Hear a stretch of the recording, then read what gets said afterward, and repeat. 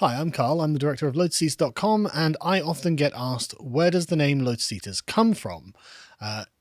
Originally, it's an esoteric reference from the Odyssey by Homer. It's part of the Western mythological canon, and we kind of like that sort of thing around here. The modern usage of the term Lotus Eaters is slightly unflattering.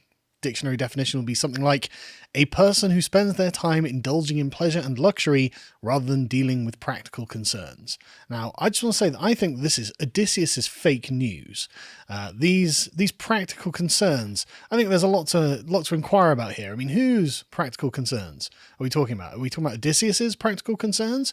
Because incidentally, the Odyssey is named after Odysseus because he's the only one who makes it back alive.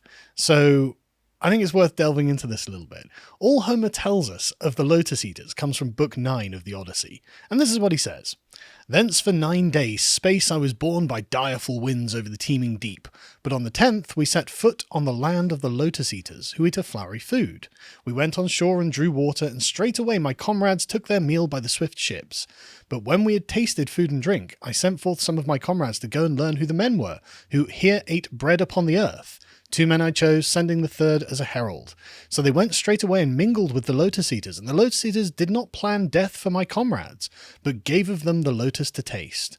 And whosoever of them ate the honey-sweet fruit of the lotus had no longer any wish to bring word back or to return, but there they were to feign to abide among the Lotus Eaters, feeding on the lotus and forgetful of their homeward way. But these men, therefore, I brought back perforce to the ships, weeping, and dragged them beneath the benches and bound them fast in the hollow ships. I bade the rest of my trusty comrades to embark with speed on the swift ships, lest perchance anyone should eat of the lotus and forget his homeward way. So they went on board straight away, sat down upon the benches, and sitting well in the order, smote the grey sea with their oars. Sounds to me like Odysseus and his crew lived in a chaotic world where danger and deceit lurked around every corner. But on the island of the Lotus Eaters, the crew found something else.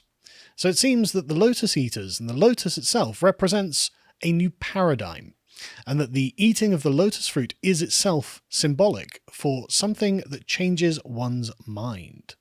After all, what did Odysseus find on the island of the Lotus Eaters? He didn't find sickly addicts or anything like that, but instead he found a place where people are happy to be where they are, a place where the weary traveller could let down their guard and not be under attack, a place where they just liked to be and could find nourishment.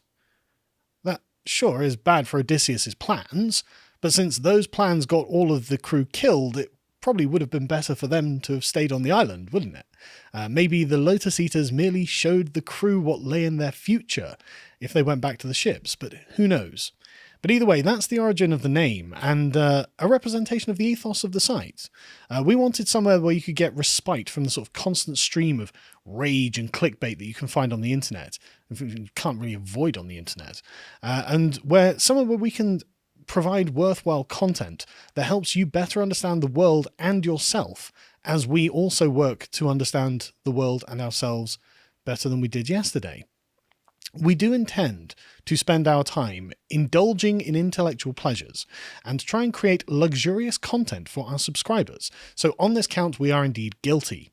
But we think that it will be nourishing, and hopefully, like it has done for us, it helps you to grow.